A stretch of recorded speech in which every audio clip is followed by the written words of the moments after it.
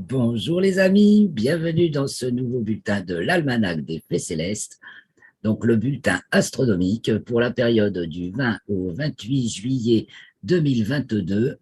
C'est la quatrième phase de la première lune d'été, nord, hiver, sud. Donc la quatrième phase de la première lune d'été pour nous, eh bien, elle est pleine d'événements. Ça veut dire, quatrième phase, ça veut dire que nous sommes donc en lune décroissante entre le dernier quartier qui a lieu le 20 juillet à 16h18 jusqu'à la nouvelle lune qui a lieu le 28 juin à 19h54.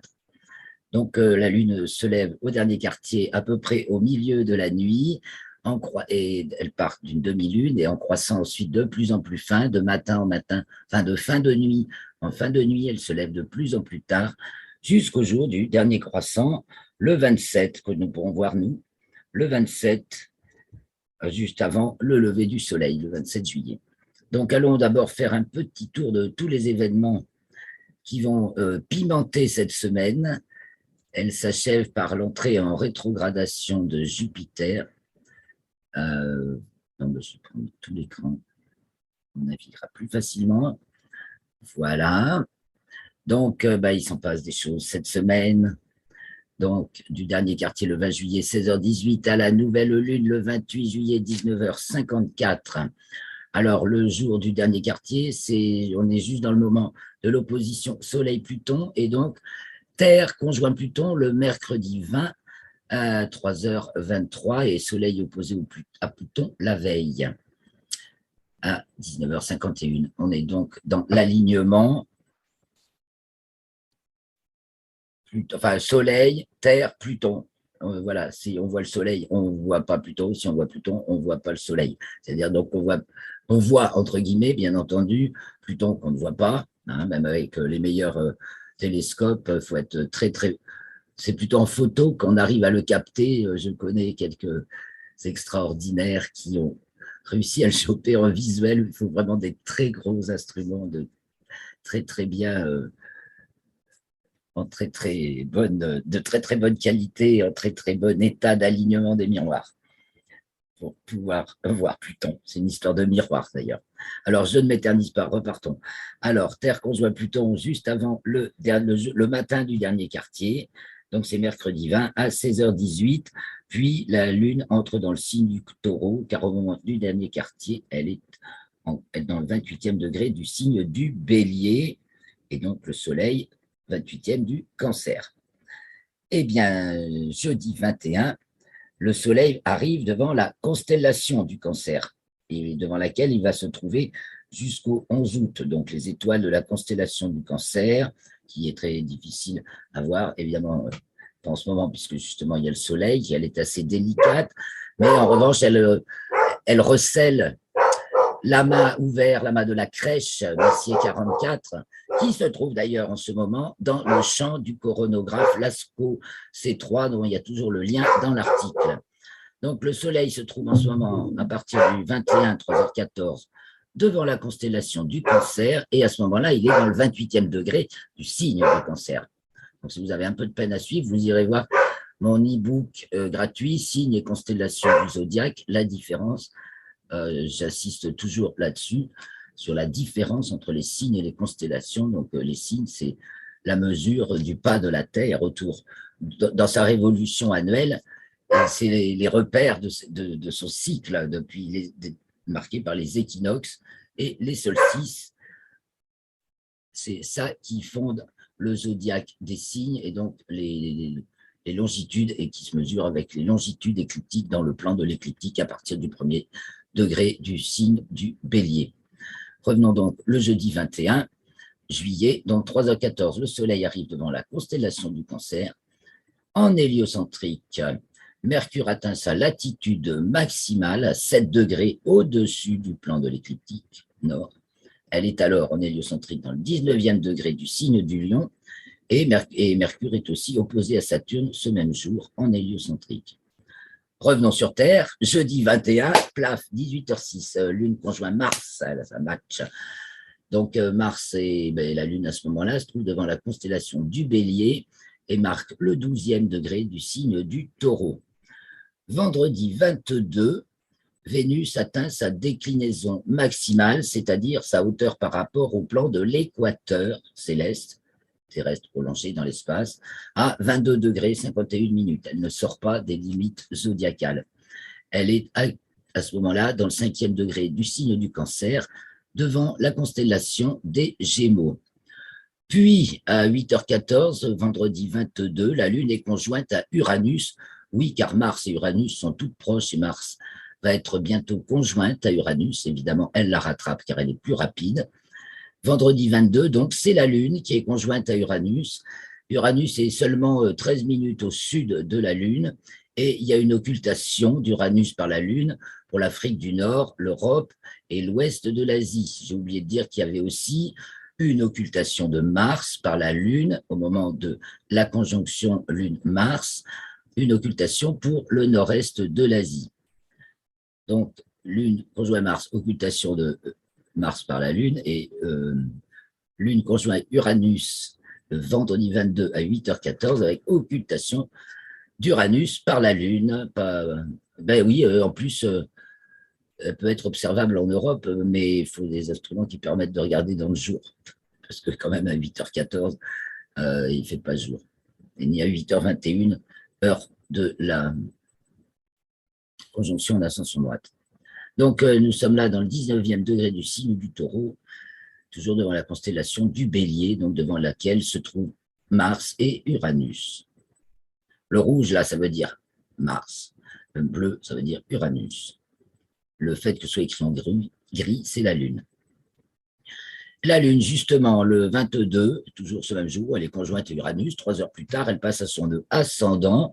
Donc, elle passe en latitude écliptique nord. Ça veut dire qu'elle passe au-dessus du plan de l'écliptique. Elle est alors dans le 21e degré du signe du Taureau, toujours devant la constellation du Bélier.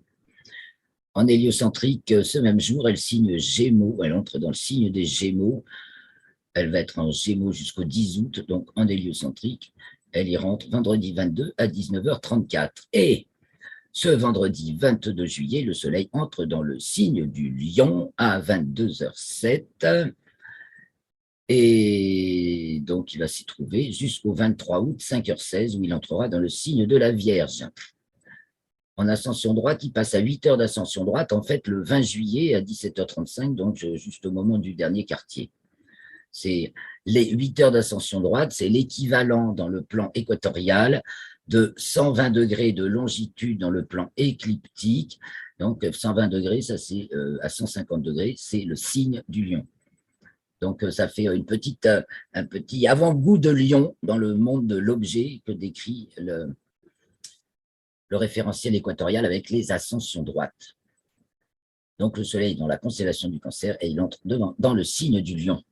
Et donc, dans ce cas-là, réciproquement, la Terre entre dans le signe du Verseau en héliocentrique, c'est-à-dire vue du Soleil, le 23, samedi 23, 5h48. Nous sommes donc samedi 23, à 7h10, la Lune entre dans le signe des Gémeaux, et donc elle est conjointe aux Pléiades, car de nos jours, les Pléiades marquent le premier degré du signe des Gémeaux. Donc, on voit ça en toute fin de nuit. Les Pléiades se lèvent à 1h47 et la Lune à 2h12 pour chez nous.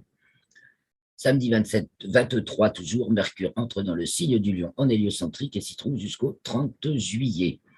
Encore samedi 23, encore Mercure, elle arrive en géocentrique à sa latitude maximale. Donc elle y a été en héliocentrique le 21, en géocentrique le 23. Et donc là, ça lui fait que 1 degré 48 par rapport au plan de l'écliptique, car l'angle, justement, pour apprécier ces trois corps n'est pas le même, puisque nous avons le plan Terre-Soleil et Mercure qui est 7 degrés au-dessus, vu du Soleil, et vu de la Terre, ça lui fait que 1 degré quelques minutes. Donc Mercure, sa latitude maximale au-dessus du plan de l'écliptique. Après ça, elle descend en déclinaison et passera à son nœud descendant.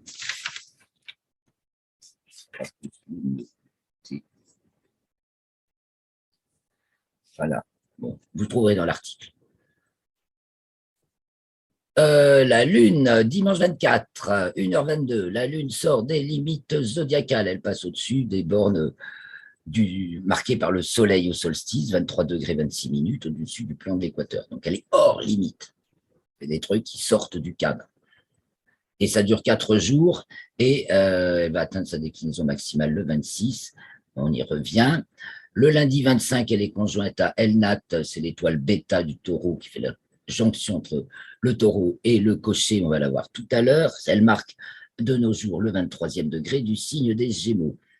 En héliocentrique, lundi 25, Mars est conjointe à Jupiter. C'est un événement, boum, important.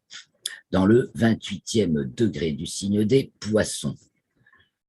Lundi 25, encore Jupiter, elle est à sa déclinaison maximale, son mouvement en déclinaison, elle montait, elle est en déclinaison nord depuis le mois de mai ou juin, début juin, elle monte jusqu'à 2 degrés 9 au-dessus du plan de l'équateur, et puis ensuite elle redescend, elle va repasser en déclinaison sud le 26 septembre, mais globalement elle monte, donc ensuite elle va rester définitivement en déclinaison nord une fois qu'elle sera repassée après le 26 septembre. C'est donc parce qu'elle va entrer en rétrogradation, son mouvement s'inverse, et donc son mouvement en déclinaison s'inverse aussi un peu avant ou un peu après. Là, c'est un peu avant. Lundi 25 encore, la Lune rentre dans le signe du Cancer à 19h53. Elle est alors encore devant la constellation du Taureau, et ensuite elle entre dans celle des Gémeaux. Mardi 26, maintenant, elle atteint sa déclinaison maximale à 11h17, donc la plus grande hauteur possible au-dessus du plan de l'équateur céleste, 26 degrés 56 minutes. Et donc, à ce moment-là, elle est dans le 8e degré du signe du Cancer, devant la constellation des Gémeaux. Et même une heure après, à 12h34, elle est à l'apogée, c'est-à-dire au plus loin de la Terre. 406 257 km, soit 63-70 rayons terrestres. Et elle sera au périgée le 10 août, à peu près 357 000 km. Mardi 26, elle est aussi conjointe à Vénus. Alors, ce sera à voir le matin du 26 et le matin du 27. Le matin du 26, la Lune est à droite de Vénus. Et le matin, enfin, au-dessus, on va le voir sur Stellarium très vite. Et le matin du 27, la Lune se lève après Vénus à sa gauche.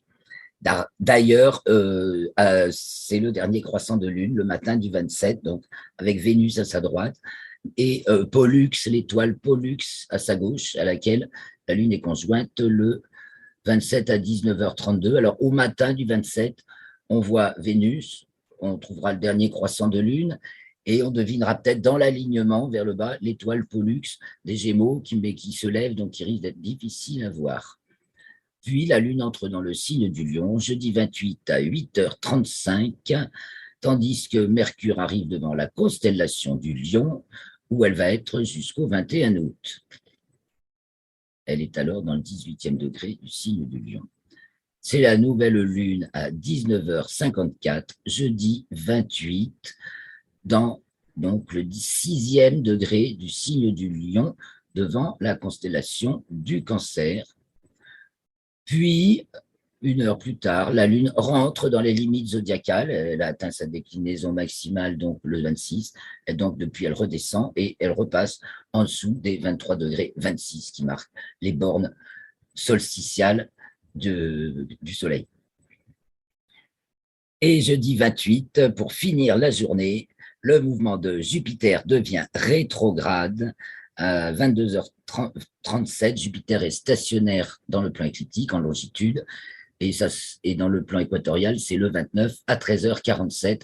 Donc, Jupiter va être rétrograde jusqu'au 23 novembre et elle va revenir dans le signe des Poissons. Elle va revenir dans le signe des Poissons du 28 octobre au 20 janvier. Parce qu'actuellement, donc, elle est dans le signe du Bélier, 9e Bélier, devant la constellation de la Baleine, devant laquelle elle se trouve jusqu'à la fin d'août à peu près. Voilà, ben passons maintenant sur Stellarium. Vous avez donc l'affiche va être en ligne, ça c'est sûr. L'article sera peut-être légèrement écourté du fait que j'ai commencé les animations d'astronomie et que mon emploi du temps est déjà bien chargé. Donc, je vais réduire la production de l'almanach, je vais la réduire un peu à l'essentiel jusqu'à la fin août, début septembre.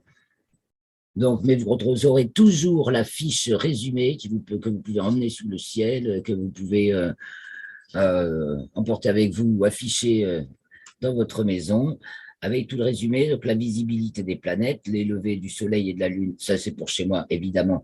Il faut adapter à votre localisation. Si vous êtes en France métropolitaine, on n'est pas trop paumé. Enfin, quand même, entre Brest et Strasbourg, il y a grosse différence.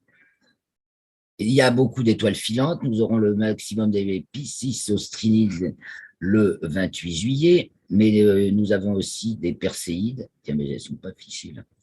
Ah, il me manque un morceau. Il me manque un morceau. Tant pis, je referai. Et parce qu'il y a des Perséides aussi. J'en ai vu une très très belle hier soir et d'autres personnes en ont vu aussi depuis le 17 juillet jusqu'au 24 août. Maximum le 11 ou 12 ou 13 août, je crois, cette année. Voilà, donc vous avez la visibilité des planètes devant les constellations. Donc Mercure, on ne la voit pas, elle est passée en conjonction supérieure le 17 juillet. Elle est donc maintenant du soir et elle se couche à 21h53 le 20, 22h07 le 28, mais elle est en dessous. Donc on a dit elle atteignait, elle avait atteint sa latitude maximale, maintenant elle descend. Donc à partir du moment où elle va avoir une élongation au soleil suffisante, elle va se retrouver en dessous de l'écliptique. On ne va pas voir Mercure, ça va être très pourri pour voir Mercure dans le ciel du soir. À nos latitudes, il faut aller vers le sud, si vous voulez voir Mercure. En revanche, nous avons Saturne qui se lève de plus en plus tôt, donc cette semaine aux alentours de 22h25. Nous avons Neptune que l'on peut observer maintenant au télescope en fin de nuit, qui se lève aux alentours de 23h35. Il faut bien attendre au moins 2 heures du matin pour l'observer, tout de même, qu'elle soit suffisamment haute. Jupiter, qui est donc devant la constellation de la baleine, c'est le moment de découvrir la baleine, d'autant que l'étoile Mira, le variable à longue période, est à son maximum en cette fin juillet, et donc elle brille très fort en dessous de Alrécha des poissons. Je vais vous la montrer tout à l'heure. Donc Jupiter n'est pas loin et se lève aux alentours de 0 heure. Mars, qui est devant la constellation du Bélier et dont l'éclat augmente, se lève aux alentours de 1h25. Uranus, dont Mars s'approche, qu'il faut bien sûr observer avec un instrument en fin de nuit, se lève aux alentours de 1h35. Et Vénus, qui se trouve devant la constellation des Gémeaux, se lève, elle, à 4h35, mais elle est si brillante qu'on la verra mieux que le dernier croissant de lune, par exemple. Voilà pour les planètes. Vous avez petit résumé des planètes à l'opposition. Il y a la Lune et à laquelle la Lune est conjointe. Donc, il y a Cérès avec une occultation de Cérès par la Lune le 28. C'est pas visible pour le sud de l'Atlantique, de l'extrême est de l'Amérique du Sud à Madagascar. Pas pour nous. Et les phénomènes des satellites de Jupiter, comme ça, si vous observez Jupiter avec une petite lunette, un télescope ou même des bonnes jumelles posées. Je reprends après une coupure. Donc, il me restait à vous dire juste que le 21 juillet, c'était le solstice d'hiver nord et sud sur la planète Mars, que ça va être cette saison-là jusqu'au mois de décembre de la Terre, et que l'équation de temps atteignait son second maximum positif de l'année le 26 juillet. Je peux quand même partager mon écran. Le 26 juillet, donc à 14 heures. Et donc, à partir de ce moment-là, le midi vrai va se produire à nouveau de plus en plus tôt par rapport au midi moyen, et l'équation de temps sera nulle le 1er septembre. Ça veut dire que ce jour-là, le midi vrai aura vraiment bien lieu au midi moyen. Enfin, le midi moyen et le midi vrai coïncideront. Et ensuite, le midi vrai aura lieu encore de plus en plus tôt par rapport au midi moyen jusqu'au 3 novembre. Et que ce seront nos amis d'Europe centrale et de Turquie qui pourront bénéficier de l'ultime croissant de lune de cette lunaison. Donc, ce sera pour eux le 28 au matin. Voilà, donc je reviens vers vous et nous allons maintenant foncer sur Stellarium pour regarder le ciel de cette semaine. Donc, nous voilà le 20 juillet. C'est donc mercredi 20 juillet. Voilà, je reprends encore une coupure. J'espère que ça va être la dernière, car c'est un peu compliqué. Nous partageons de suite donc Stellarium et ce coup-ci, on va aller voir ce qui se passe pour de vrai dans le ciel cette semaine. Donc nous voilà le 20 au soir à 21h30 du côté ouest, nord-ouest. Le soleil vient de se coucher et donc il se couche chaque jour un petit peu plus tôt maintenant, donc puisque les jours raccourcissent, et il se couche un peu plus vers l'ouest chaque soir, de même qu'il se lève un peu plus vers l'est chaque matin, sa course raccourcie alors qu'il se levait au nord-est pour le solstice d'été. Alors, eh bien, on va attendre un peu qu'il descende sous l'horizon, le soleil, si vous voulez, je vous le montre, il va descendre sous l'horizon. Hein, si j'enlève le sol, Stellarium veut bien réagir. Voilà, on voit le soleil sous l'horizon, vous voyez. Hein, on va marquer, on va regarder sa hauteur sous l'horizon.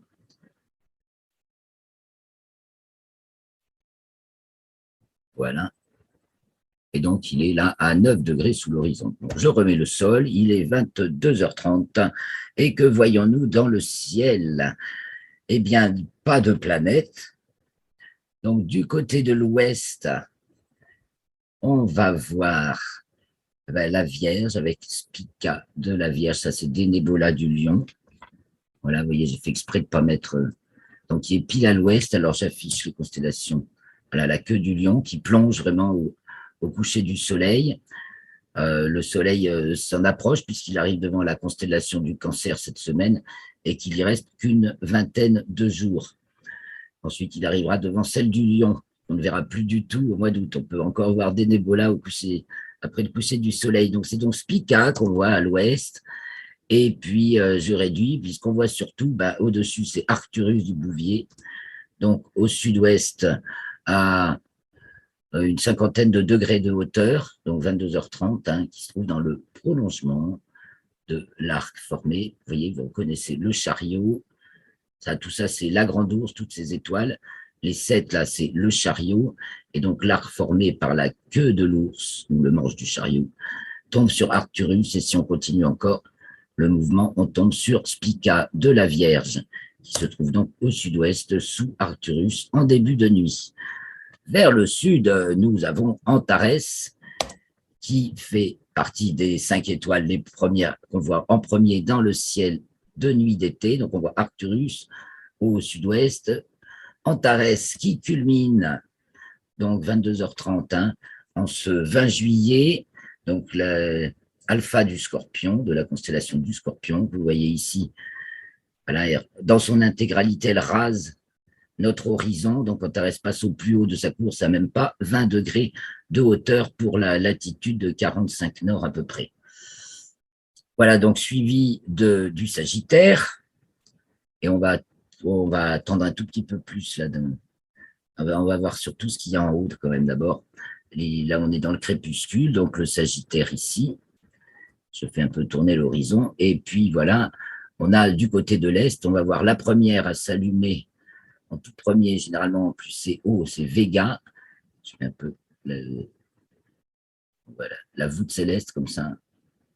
Le zénith est ici. Donc Vega est déjà très haut à l'est en début de nuit, avec Deneb du cygne et Altaïr de l'aigle, donc le grand triangle de l'été qui s'élève à l'est en début de nuit, tandis qu'au sud culmine le Scorpion et arrive le Sagittaire. Et du côté du nord, eh bien, nous avons vu tout à l'heure la grande ours, les 7 étoiles du chariot, on va voir en premier, qui descend, elle pique du nez, hein, du côté, elle est au nord-ouest, donc elle descend, elle va tourner autour de l'étoile polaire, donc au cours de la nuit, on va la voir venir passer en rase-motte au nord. En face, par rapport à la polaire qui se trouve ici, que l'on trouve en prenant les 2 étoiles du chariot ou de la casserole, les 2 étoiles de la casserole qui se trouvent opposées aux manches, on les prolonge 5 fois et on trouve l'étoile polaire ici qui, elle, ne change jamais de place dans le ciel. Donc, au cours de la nuit, la grande ours, voyez, d'heure en heure, elle descend, elle tourne autour de l'étoile polaire, comme toutes les étoiles. Donc, en face d'elle, il y a Cassiopée, avec du nord-est, on peut voir jaillir des Perséides. On en a déjà vu hier soir. Donc, d'heure en heure, la grande ours descend, nous arrivons, on va rester à 1h30, c'est pratiquement le minuit vrai. Et donc, au minuit vrai, l'étoile polaire est toujours à sa place, à la hauteur. Sa hauteur dans le ciel nous indique notre latitude terrestre. Donc, si on est à 45 degrés nord, elle est à 45 degrés de hauteur dans le ciel. Si on est à 50, elle est à 50 degrés de hauteur dans le ciel. Si on est à 35, elle est à 35 degrés de hauteur dans le ciel. Donc, plus on est vers le nord, plus il y a d'étoiles qui ne se couchent jamais et tournent inlassablement autour de la polaire. Donc, nous avons le dragon qui a basculé. Oui, on a à côté de Vega, on a donc Vega, très facile à repérer, première à s'allumer dans le ciel d'été. Donc, avec, je répète, Vega, Deneb et Altaïr qui forment le grand triangle de l'été à l'est. Au sud, Antares et au sud-ouest, où on a Arcturus. Et vous pouvez, tous les étés, ce sera pareil. Et donc, vous pouvez facilement repérer ces 5 étoiles.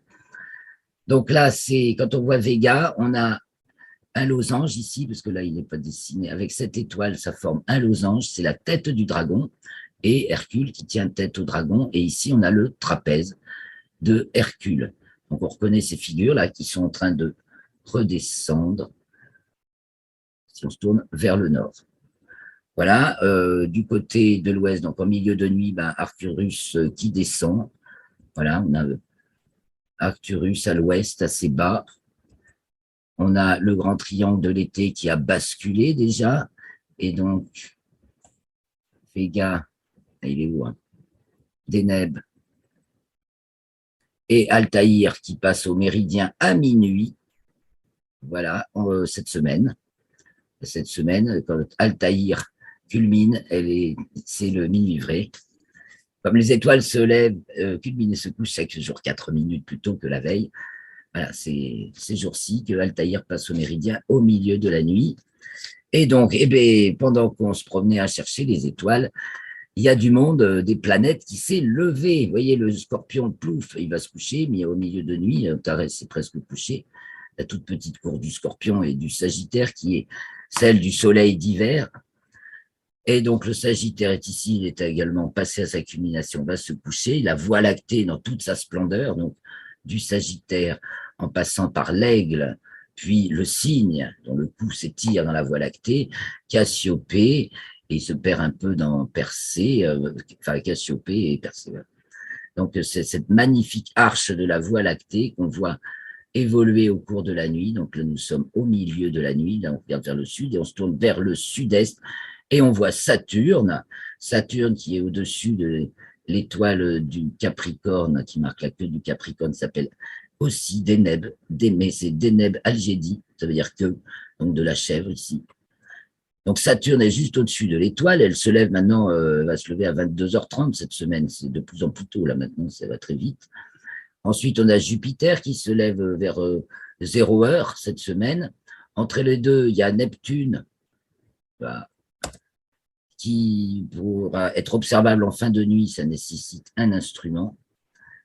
Et voilà, je reprends donc après encore une coupure. Je suis désolé, alors j'ai fait une pause et nous allons partir de suite voir cette fin de programme de la 4e phase de cette lunaison, la première lune d'été, donc du dernier quartier à la nouvelle lune. Donc, je partage l'écran.